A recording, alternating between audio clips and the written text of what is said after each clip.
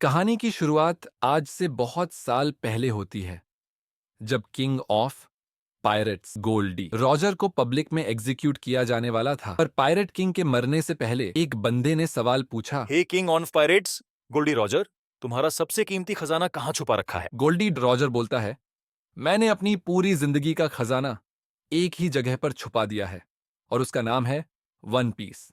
जो भी इस खजाने को पाएगा वो सभी पायरेट्स का किंग कहलाएगा। उस दिन के बाद से पूरी दुनिया के पायरेट्स इस खजाने की तलाश में समुद्र की यात्रा पर निकल पड़े। अब हम वर्तमान में आते हैं। समुद्र में दो बंदे एक बैरल को पानी में तैरता हुआ देखते हैं। वे दोनों उस बैरल को बाहर निकालते हैं, लेकिन तभी उनमें से एक व्यक्ति देखता है कि एक दुश्मन पायरेट शिप उनकी ओर आ रही है।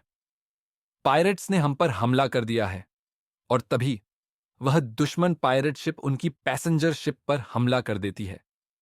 सभी यात्री डर के मारे इधर उधर भागने लगते हैं। तभी हम दुश्मन पायरेट शिप की कैप्टन लेडी एल्बिडो को देखते हैं, जो एक लड़के कोबी से पूछती है, हाँ तो लड़के, इस समुद्र में सबसे खूबसूरत लड़की कौन है? डर के मारे कोबी जवाब देता है, जी जी मैम, आप ही सबसे खूबसूरत हैं।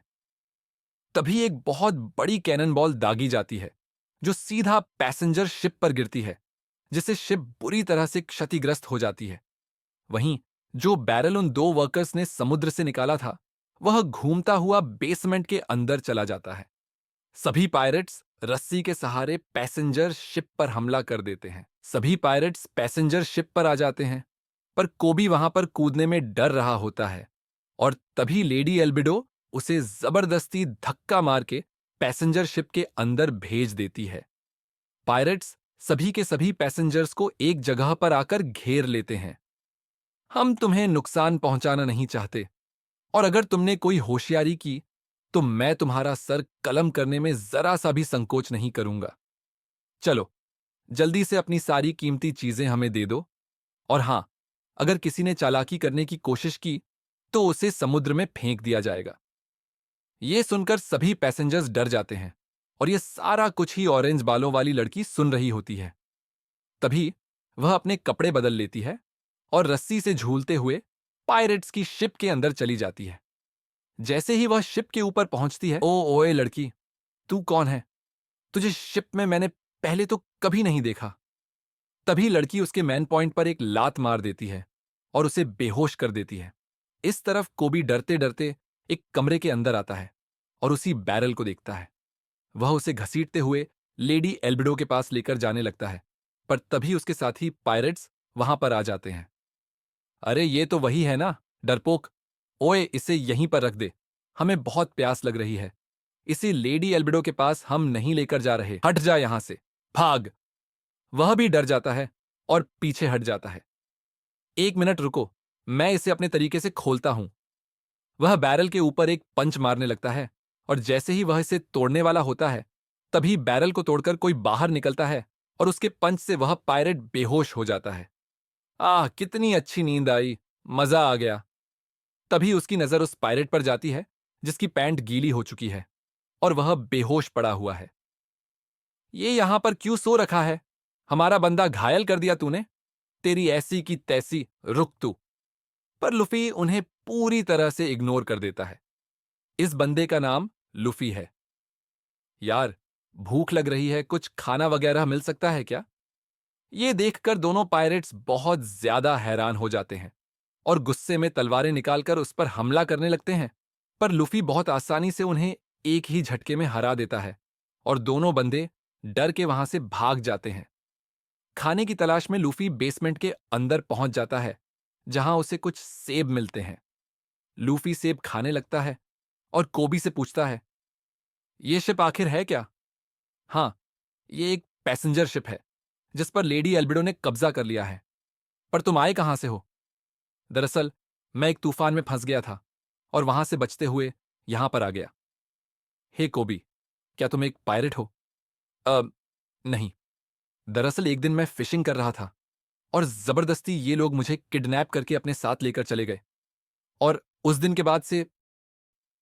तो तुम उसे क्यों नहीं बता देते कि तुम्हें ये काम नहीं करना?